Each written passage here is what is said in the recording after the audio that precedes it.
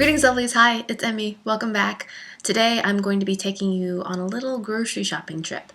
This video is a response to a couple videos I did in the past. I'll put the links down below to some videos that I posted of things that I eat during the week, just my meals, my breakfast, lunch, and dinners. Because of those videos, there was some interest about how I grocery shop, and my son is still not sleeping. He should be sleeping. I'm not going to actually take you through the store because I'm just not that talented. I can't shop and take care of a toddler and film at the same time. I'm just not that talented.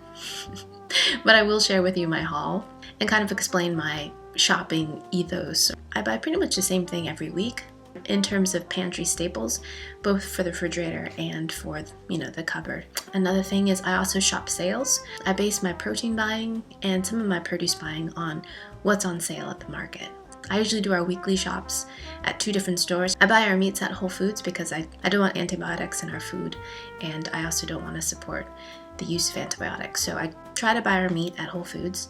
Because it's so expensive, I don't buy a lot of it. And then I do all the bulk of my other shopping at a place called Stop and Shop around here, which is just like an everyday grocery store. My other regular stop is Trader Joe's, and I usually go there maybe once a month and kind of stock up on mostly snacks and cupboard kind of pantry goods, things that keep. This shop that I'm going to actually share with you is a little bit unusual because it was actually done at Trader Joe's, and I ended up buying a lot of produce there, which I don't usually do, but it was right before a snowstorm, so I was trying to stock up on things because I knew that getting out on the roads might be a little bit difficult. Let me show you some of the footage of the actual food that I got from the store. So here we go.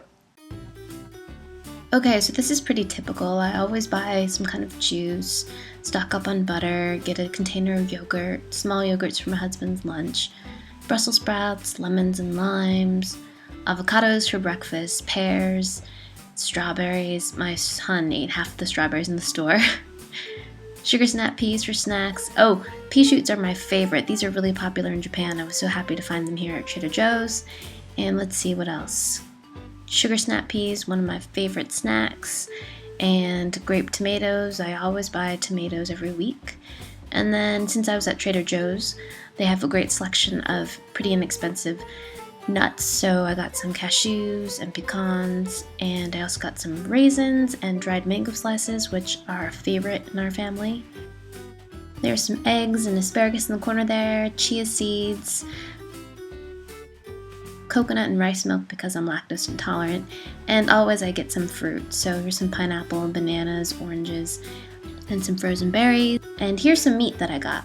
I got a pork tenderloin that's relatively inexpensive, some chicken drumsticks that again are pretty inexpensive, some ground beef, a bag of onions, some pasta, and some English muffins. And a few processed things as well, some fruit purees for my son, some crackers, a little bit of bran cereal, a box of cookies, and some tortilla chips. And of course a little bit of spring because we've had some terrible weather here and every lady needs some flowers. Here's another tip. This is what I like to do after I shop. I like to spread all of my beautiful things out so they not only look beautiful but they're enticing as well, and that way things don't go to waste.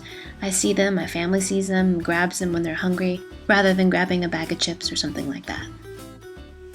Here's a really great tip for those of you that are interested in doing more cooking and avoiding kind of more processed foods. I stay on the outside of the store because that's usually where all the perishable things are. And I don't really venture too much in the middle because in the middle is all the shelf-stable stuff that has lots of preservatives and is processed and it's fine. But if you want to shop there, that's great. And I do.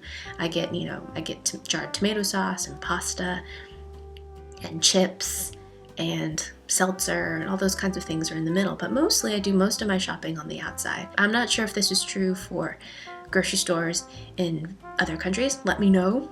I'm very curious. In Japan, it was similar to that way too, that the perishable items would be on the perimeter of the grocery store.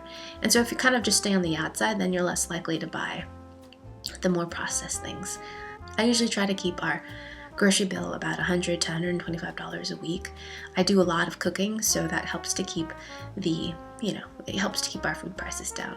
I realize that this isn't going to work for everyone. I'm just sharing what I do. You can definitely eat well and eat well on a budget.